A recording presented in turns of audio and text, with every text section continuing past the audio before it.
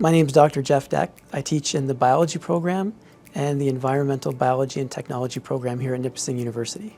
Biology is really a study of living things, and so I've always been fascinated by life and the diversity of life on this planet. I've been concerned about some of the threats that different organisms face on the planet as we see diversity declining over time.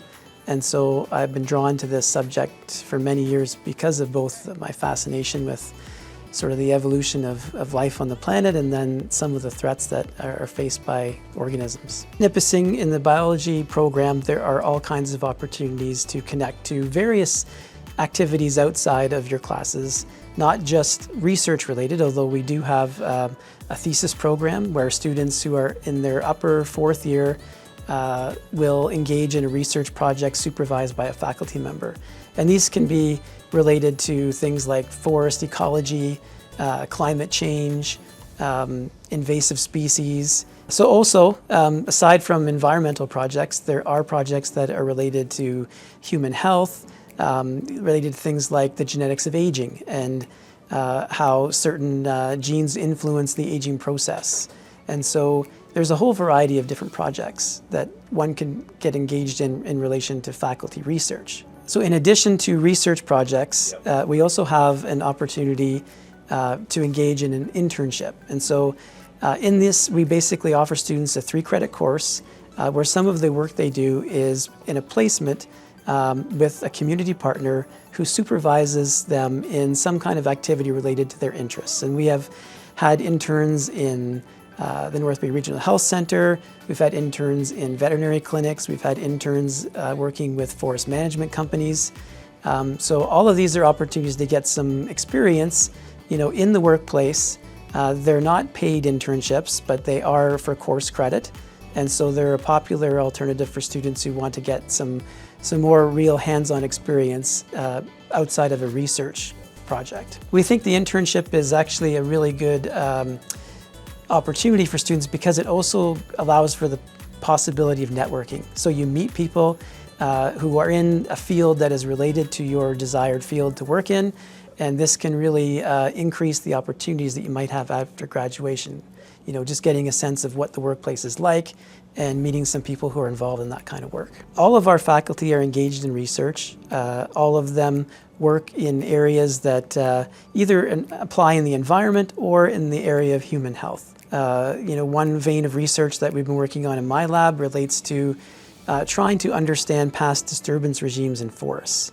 And so what we've done is some work with a colleague at Western University, Dr. Liz Webb.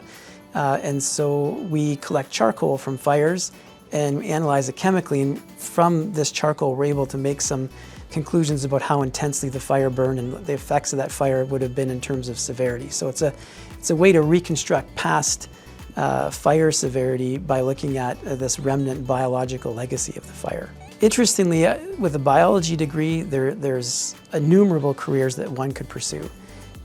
Some of our students are interested in education, and so they continue on at Nipissing University and they pursue an education degree and go on to become teachers. Many of our students are interested in health-related professional fields, things like medicine, optometry, veterinary medicine, and we've had students who've gone on to professional careers in those particular areas. Many of our students pursue careers in environmental-related fields. Students have come through our program, worked for the Ministry of Natural Resources or conservation authorities or organizations like that. There's many students who are more entrepreneurial and end up in a consultation kind of situation where they're working as environmental consultants. So really there's a huge variety of jobs that students can pursue after their time as undergraduates here at Nipissing.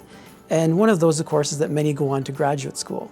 And so they continue on doing research and studying biology at higher levels of education. So technology is an important part of biology, both in terms of our use of different technologies in either molecular, cellular biology courses or in environmental courses, where we're just collecting information, learning to use different pieces of equipment that are important, sort of to get the state-of-the-art experience in terms of collecting information and understanding and reading the data.